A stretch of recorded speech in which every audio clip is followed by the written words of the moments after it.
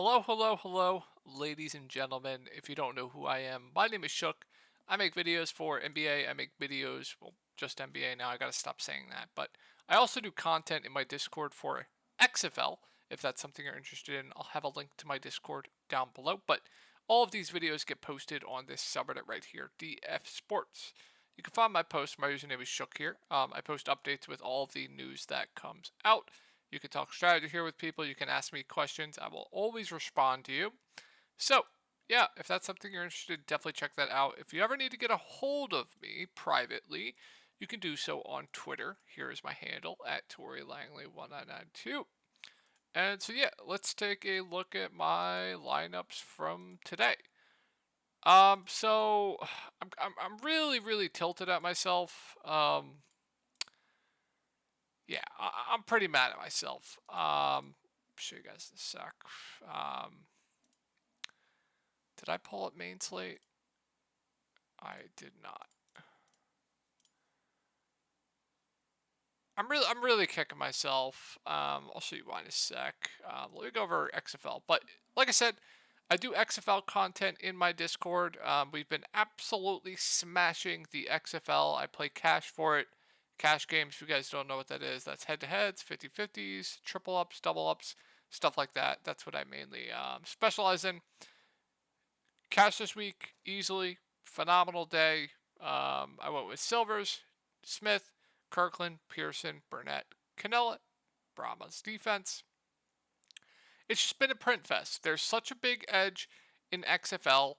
If you're not playing XFL right now and you want if you want football back into your life, just like I said, I think the product kind of speaks for itself with the amount of work that I put into researching XFL. So if you want anything to do with that, like I said, Discord link will be down below, where I do in-depth content for NBA, XFL, stuff like that. So really good day for football, as you can see here. When double up, double up, double up, more double ups. So really good day for football. So let's go over. So this was my main slate lineup. I went with, and I swapped off it a minute before lock. It scored 362, and it was Giddy, Joe, Dort, Kendrick, Jalen, Damian, Nas Reed, Nikola Jokic, and I swapped off it a minute before lock. I swapped off it to this, and the reason for that was I didn't want to play 5 Oklahoma City Thunder in a GPP. I just really did not want to do it. And I couldn't find builds that I like with Dame and Jokic together without absolutely having to load up on Oklahoma City and play like 4 or 5 of them. So I went down to Anthony Edwards so I can get Kyle Anderson once we got Prince and Gobert out. And so I could get another mid-range play and like go to a Ty Washington who I really liked. And it was a mistake because I told everyone in my private roster construction video, I told everyone to play Dame and Jokic.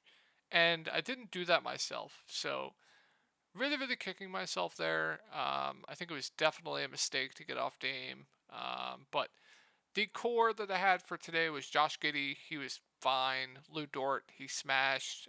Naz Reid, he absolutely smashed. And Nikola Jokic, he absolutely smashed as well.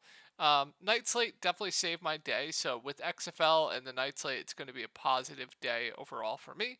I went with Dame, Cam Reddish, Jayshawn Tate, KJ Martin, Mason Plumlee, Ty Washington, Tari Eason, and Nikola Jokic. So the core that I had for the night slate was Dame, absolute smash, Nikola Jokic, absolute smash, Cam Reddish, smash, and I believe Ty. Yeah, pretty sure Ty.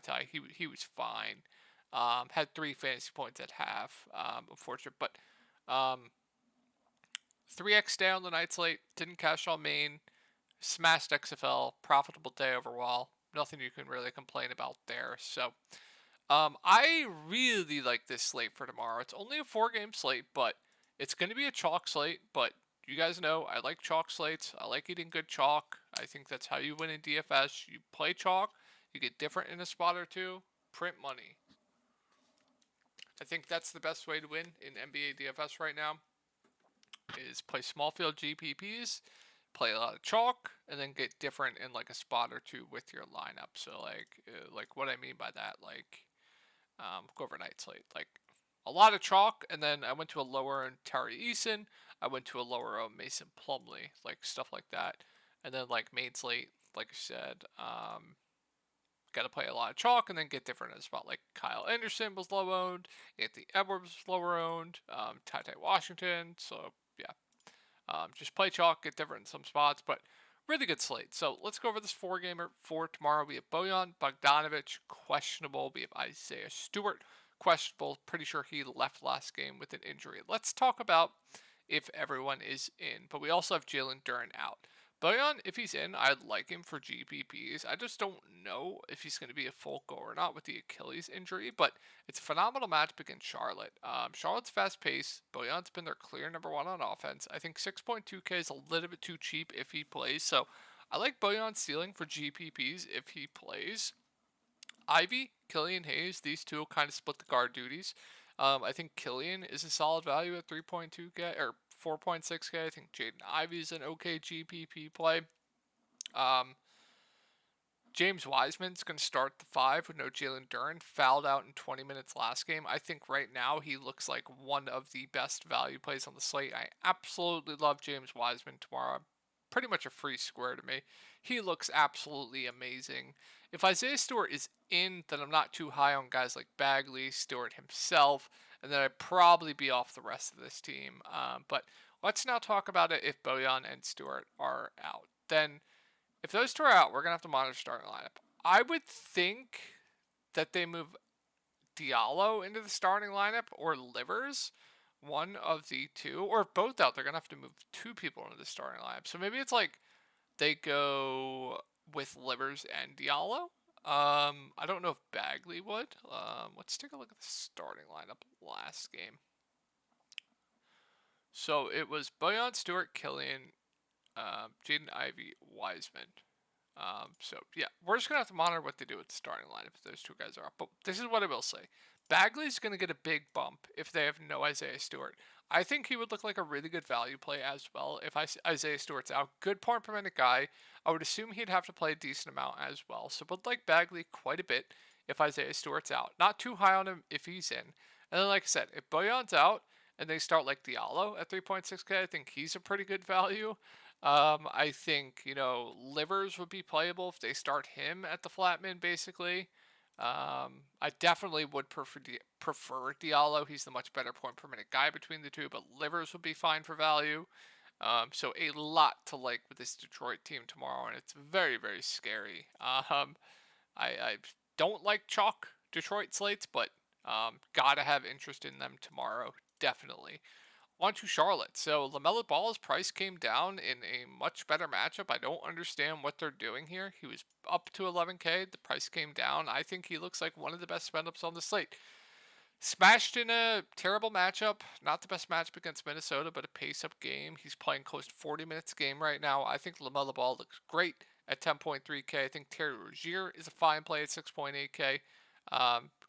More kind of like a last man in to me, but a perfectly fine play. We have PJ Washington doubtful, so you're gonna get JT Thor in the starting lineup. You could not pay me to play JT Thor. I would rather eat dirt than play JT Thor. I would literally rather eat dirt or drink bleach than play JT Thor. So do not play JT Thor. If he smashes, so be it.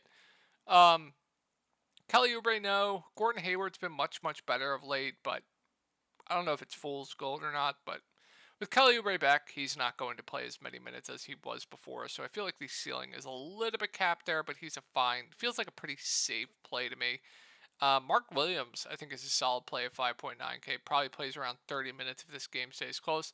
Good matchup against Detroit. He should be absolutely able to just dominate up against Wiseman. So I think Mark Williams is solid at 5.9K. I definitely do prefer Wiseman for the discount, though. And then I'm probably not going to go to anyone else. Like I said, JT Thor will start for PJ, but you couldn't pay me to play JT Thor. So let's move on to the next game here. So more injury news to monitor. So we have Kyle Lowry questionable. We have Tyler Harrow also questionable. We'll go over it both ways. We have Kevin Love probable. If everyone is in a tough spot, there's not too much that stands out to me. Like Butler, Bam, Not going to go to these guys in a sluggish game, very slow paced in a tough matchup against Philly.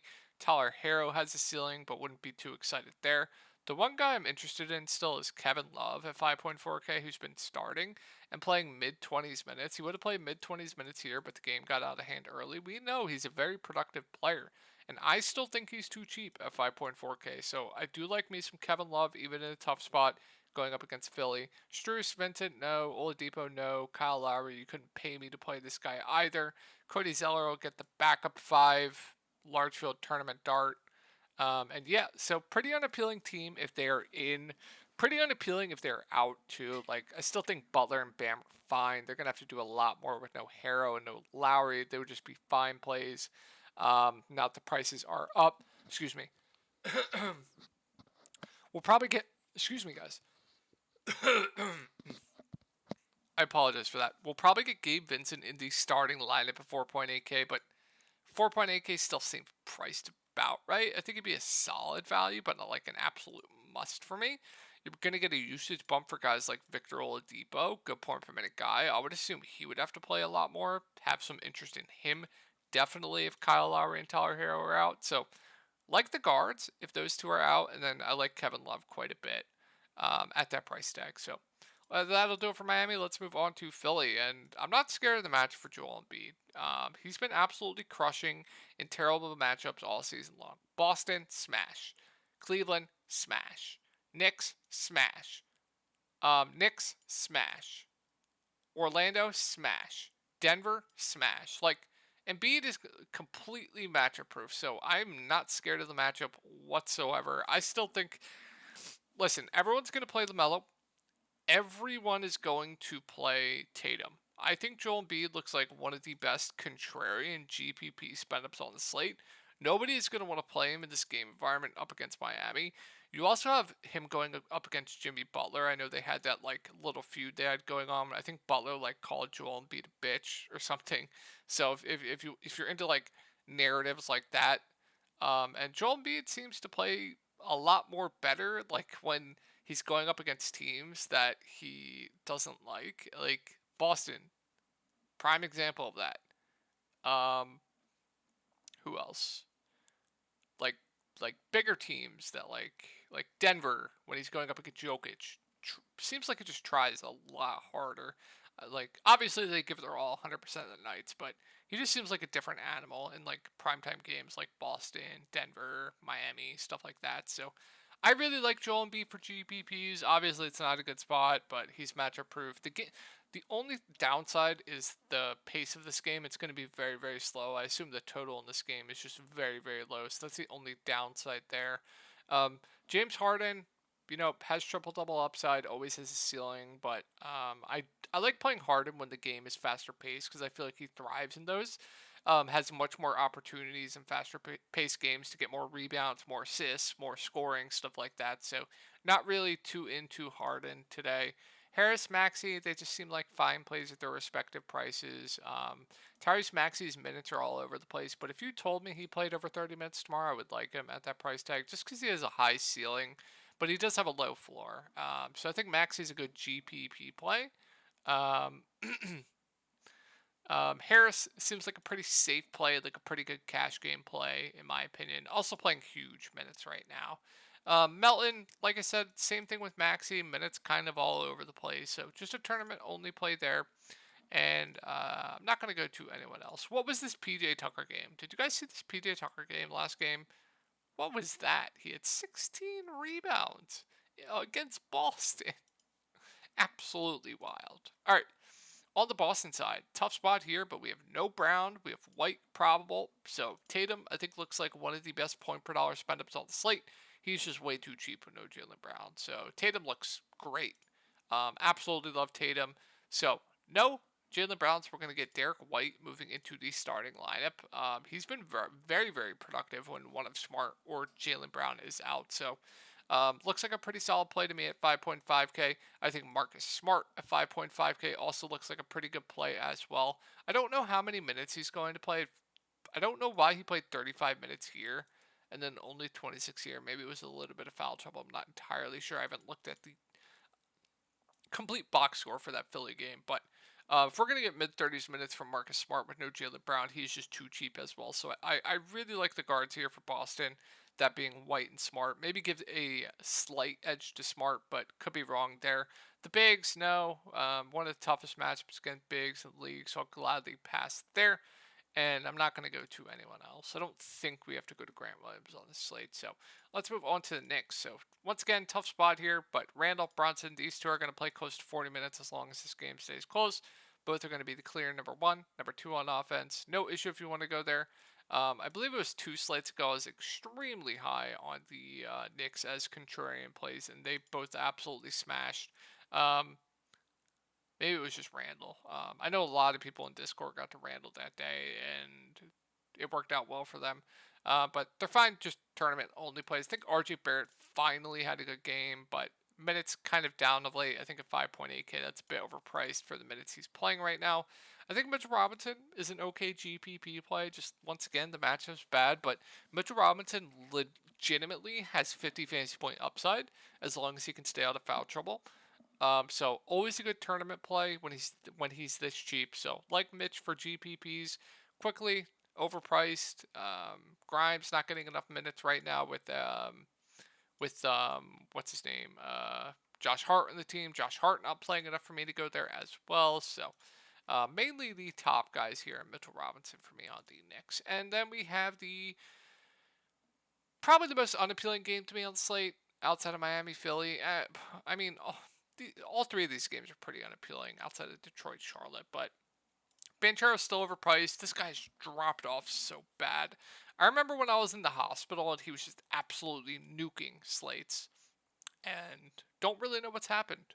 He's also losing some spots in the Rookie of the Year race. I think I saw. Who is catching up on him? Jalen Williams, I think. But yeah, I think Powell is overpriced. Wendell Jr., it's a pretty good spot for him. I think he's an okay GPP play as long as he can stay out of foul trouble.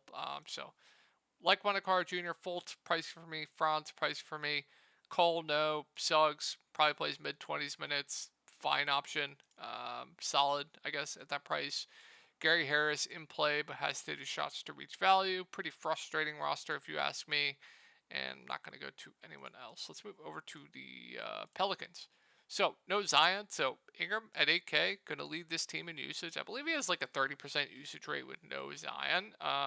Don't fact check me on that, but I know his usage rate is just absolutely skyrocketed when he's on the court without Zion. So, I'm going to play huge minutes as well. So, no issues if you want to go to Brandon Ingram now that the price is down. I do like him quite a bit. CJ McCollum's been very, very bad, but price is also down on him if you want to go there as a bounce back candidate. I wouldn't hate you for it, but just a tournament dart though for me. Jonas Valanciunas, so we have no Larry Nance. Jonas Valanciunas played 32 minutes last game in a blowout. I like Jonas Valanciunas quite a bit here with no Nance. I think he's going to have to play over 30 minutes. Where I know in the past when Nance has been out, he has not played over 30 minutes, but he got into foul trouble here and played 30 minutes. He played 30 minutes here and the game blew out. I think of late they're going to want to play Jonas Valanciunas around 30 minutes, and now you have Larry Nance out. So I know it's not a good match against the Orlando front court, but if Jonas Valanciunas gets over 30 minutes at this price tag, he's probably going to blow this price tag out the water. So I do like Jonas Valanciunas for GPPs. Josh Richardson, I believe, has been continuing to start. Seems fine, but 5.4K definitely does seem priced appropriately now. And I'm not going to go to anyone else. I guess, did Hernangomez get the backup 5? Last run he did. I mean, if you think Jonas Valanciunas gets into foul trouble, let me check. Yeah, he did. If you think Jonas Valanciunas gets into foul trouble, Hernangomez could absolutely break the slate because he's such a good point per minute guy. So, I don't know. Just thought I'd mention it. Just because he's such a good point per minute guy, he could just absolutely break the slate as long as he gets the backup 5 run. So, yeah, I think that'll do it for today, guys. I hope you guys had a great night tonight, and I will talk to you all tomorrow.